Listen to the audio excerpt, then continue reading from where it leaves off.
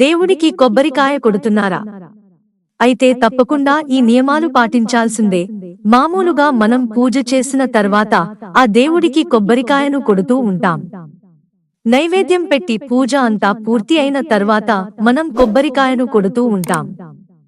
అయితే ఎప్పుడైతే కొబ్బరికాయ కొడతామో అప్పుడు పూజ పూర్తి అయినట్టు అని చెప్పవచ్చు. కొబ్బరికాయ కొట్టడం మంచిదే, కానీ కొబ్బరికాయ కొట్టడంలో కూడా ఒక పద్ధతి ఉంది అంటున్నారు పండితులు. మరి కొబ్బరికాయ కొట్టినప్పుడు ఎలాంటి నియమాలు పాటించాలో ఇప్పుడు మనం తెలుసుకుందాం. అయితే భగవంతుడికి కొబ్బరికాయను కొట్టే ముందు దానిని స్వచ్ఛమైన నీరుతో కడిగి ఆ తర్వాత టెంకాయ పీచు ఉన్న ప్రదేశాన్ని చేత పట్టుకుని దేవుడిని మనసులో స్మరించుకుంటూ రాతిపై కొట్టాలి. అయితే ఆ రాయి ఆగ్నేయ దిశగా ఉండేటట్లు చూసుకోవాలి. టెంకాయ కొట్టేటప్పుడు 9 అంగుళాల ఎత్తు నుండి కొట్టడం మంచిది. అలాగే చాలా మంది టెంకాయ కొట్టినప్పుడు 2 భాగాలుగా సమానంగా పగలాలి, అటూ ఇటూ పగలకూడదు. అలా పగిలితే ఏమైనా జరుగుతుందేమో అని భయపడుతూ ఉంటారు. కానీ అలాంటిదేమీ లేదని, టెంకాయ ఎలా పగిలినా కూడా ఏమీ కాదని అంటున్నారు పండితులు.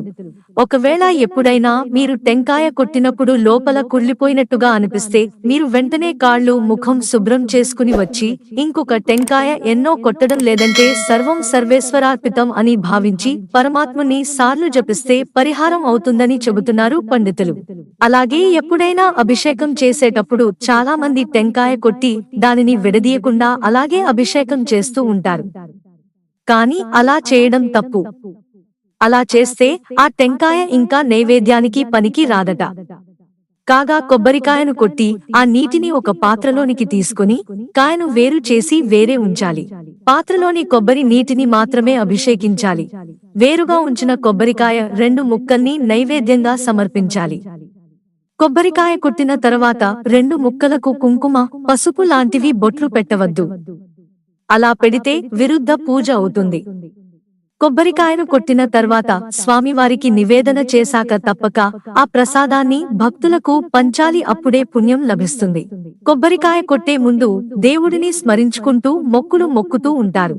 అలా మొక్కుకునేటప్పుడు టెంకాయ యొక్క జుట్టు దేవుడి వైపు పెట్టి మొక్కు పోకులి కొట్టేటప్పుడు మన వైపు ఉండేలా చూసుకోవాలి. మిత్రులారా, ఛానల్ సబ్స్క్రైబ్ చేసుకోవడం మర్చిపోకండి. ధన్యవాదాలు.